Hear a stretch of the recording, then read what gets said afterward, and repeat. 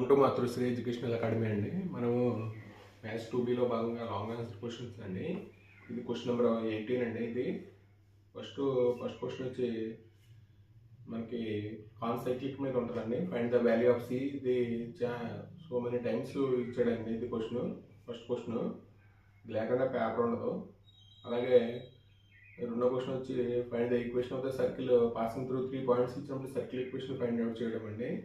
అలాగే question number 3 అండి. ఇది అంటే 4 పాయింట్స్ కాన్సైక్లిక్ అని చూపించడం.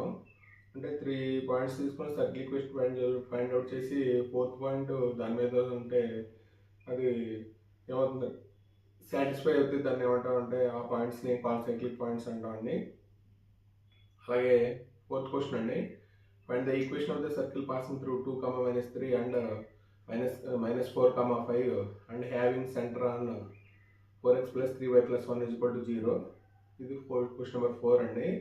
అలాగే question number 5 find the equation of the circle passing through 4, 1, 6, 5 and having centre on 4x + 3y - 24 = 0 అండి. ఇది క్వశ్చన్ నెంబర్ 18. సర్కిల్స్కి సంబంధించి మనకి క్వశ్చన్ నెంబర్ 18 అండి. ఇది మనకి ఈ 5 క్వశ్చన్స్ చేసుకుంటే ఈ మోడల్లో ఇస్తే మనం చేయొచ్చు. కాబట్టి ఈ 5 చూడండి క్వశ్చన్స్. 19 అండి. ఇది సర్కిల్స్ నుంచి వస్తుంది క్వశ్చన్ నెంబర్ 19. అంటే ఫస్ట్ క్వశ్చన్ వచ్చి 2 సర్కిల్స్ ఇచ్చినప్పుడు టచ్ ఈచ్ అదర్ చూపించడం అండి. అలాగే పాయింట్ ఆఫ్ కాంటాక్ట్, అలాగే equation of common tangent find out చేయడం అండి. అంటే మనకి టచ్ ఈచ్ అదర్ మీద ఇవ్వకపోతే మనకి సమ్స్ ట్రాన్స్ఫర్స్ కానీ డైరెక్ట్ కామన్ టాంజెంట్స్ మీద కానీ ఇస్తాడండి. అలాగే మనకి సెకండ్ క్వశ్చన్ కూడా టచ్ ఈచ్ అదర్ మీదనండి. Find the point of contact and the equation of common tangent at the point of contact అండి. అలాగే థర్డ్ క్వశ్చన్ వచ్చి find the equation of the pair of transverse common tangents అండి. ఇది most important question అండి ఇది మనకి. అలాగే fourth question వచ్చి find the direct common tangents to the circles అండి. అంటే ట్రాన్స్ఫర్సీ కానీ డైరెక్ట్ కామన్ టాంజెంట్స్ కానీ మీద అని ఇస్తాడండి.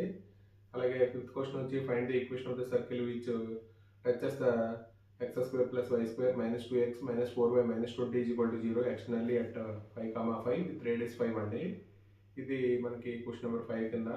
ఈ మనకి టచ్ ఈచ్ అదర్ మీద కానీ మనకి ట్రాన్స్ఫర్సీ కానీ డైరెక్ట్ కామన్ టాంజెంట్స్ మీద కానీ మనకి క్వశ్చన్ వస్తుందండి. క్వశ్చన్ నెంబర్ 19 సర్కిల్స్ నుంచి. 20 అండి. ఇది పెరాబోలా నుంచి వస్తుందని question. Derive the equation of the parabola y² = 4ax in standard form అండి. ఇది మనకి ఎక్కువ పేపర్లో అడిగిన క్వశ్చన్ అండి. ఇది స్టాండర్డ్ ఫామ్ ఫైండ్ అవుట్ చేయడం. అలాగే రెండో క్వశ్చన్ వచ్చి find the equation of the parabola whose axis is parallel to x axis passes through the points a -2, 1, b 1, 2 and c -1, 3 అండి. ఇది ఒకటి ప్యారలల్ టు x యాక్సిస్ కూడా మోస్ట్ ఇంపార్టెంట్ క్వశ్చన్ అండి. అలాగే టాంజెంట్స్ మీద మనకి show that the equation of the common tangents to the circle x² + y² = 2a² and the parabola y² = 8ax I = +or - x + 2a అండి. అలాగే question number 4 వచ్చి prove that the area of the triangle inscribed the parabola y² = 4ax 1/8a y1 - y2 y2 - y3 y3 - y1 అండి square units. అలాగే question number 5 అండి. Prove that the area of the triangle formed by the tangents x1, y1 x2, y2 x3, y3 to the parabola y² = 4ax is 1/16a y1 - y2 y2 - y3 y3 - y1 square units అండి. ఇది మనకి parabola నుంచి question number 20 అండి. Question number 21 అండి. ఇది indefinite integration నుంచి వస్తుందండి. దీనిలో మనకి 5 టైప్స్ ఉన్నాయి. అంటే టైప్ 1లో మనకు ఒక వర్కింగ్ రూల్ ఉంటుందండి. ఆ వర్కింగ్ రూల్ ప్రకారం చేయాలి. ఫస్ట్ ఫార్మేట్ ఎలా ఉంటుందంటే a cos x + b sin x / c cos x + d sin x అండి. మనకి numerator a × (x) denominator +b అండి ప్లస్ డినామినేటర్ అండి. మనకి ఆ వర్కింగ్ రూల్ కాన్స్టెంట్ ఉన్నది థర్డ్ ప్రాబ్లం అండి. a cos x + b sin x + c cos x d cos x + e sin x + f అండి. Constant ఉన్నది మనకి అంటే చివరిలో కాన్స్టెంట్ వస్తుంది. మనకి అంటే working rule numerator is equal to a into divide X of denominator plus b into denominator plus c అండి. అంటే ఏబిసి వాల్యూస్ ఫైండ్ అవుట్ చేయాలి. అలాగే టైప్ 2లో మనకి px plus Q by ax square plus bx plus c అండి. దీనికి కూడా working rule px plus Q is equal to a into divide X of ax square plus bx plus c plus b అండి. అలాగే రెండో question వచ్చి px plus Q by root of ax square plus bx plus c అండి. దీనికి కూడా same working rule. అలాగే type 3లో మనకి ఈ ప్రాబ్లమ్స్ మనకి ప్రీవియస్ పేపర్లో ఎక్కువగా ఇచ్చాడండి. టైప్ 3లో అంటే 1/1 plus sin x plus cos x into dx అండి. అంటే దీనికి వర్కింగ్ రూల్ ఏంటంటే tan x/2 equal to t అనుకోవాలి. అంటే ఇక్కడ cos x equal to 1 minus T square by 1 plus T square అండి. sin x అంటే 2t by 1 plus T square అండి. ఇది మనకి ఇండెఫినెట్ ఇంటిగ్రేషన్లో క్వశ్చన్ నెంబర్ 21 అండి.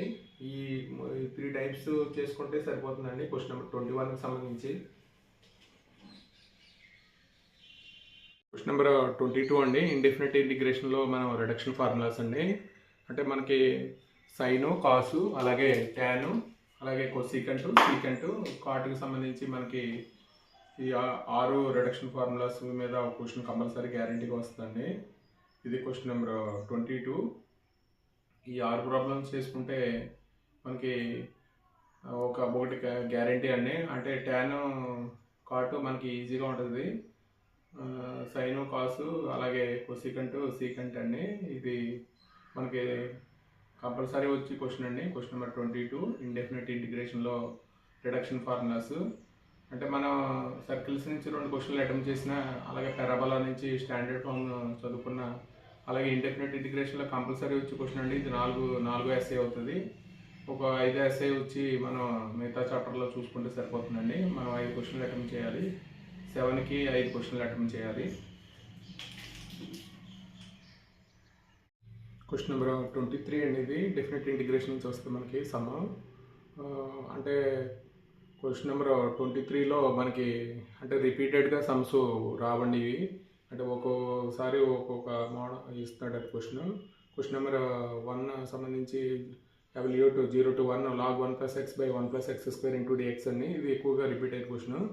అలాగే సెకండ్ క్వశ్చన్ వచ్చి 0 to π/4 log 1 plus tan x into dx. ఇది కూడా మనకి ఎక్కువ టైమ్స్ రిపీట్ అయిందండి. అలాగే క్వశ్చన్ నెంబర్ 3 అండి. Integral 0 to π x into sin x by 1 plus sin x into dx. అలాగే క్వశ్చన్ నెంబర్ 4 అండి. W to integral 0 to π x into sin x by 1 plus cos square x into dx అండి. అలాగే question number 5 అండి. Integral 0 to π/4 sin x plus cos x by 9 plus 16 into sin 2x into dx అండి. ఇది మనకి question number 23కి సంబంధించి important questions అండి. Definite integration నుంచి మనకి ఎక్కువగా రిపీట్ అయిన ఈ ఫస్ట్ 1, 2, 3 అండి. ఈ 3 చేసుకున్నా సరిపోతుంది. ఇది మనకి 4, 5 1 or 2 టైమ్స్ ఇచ్చాడండి. ఇది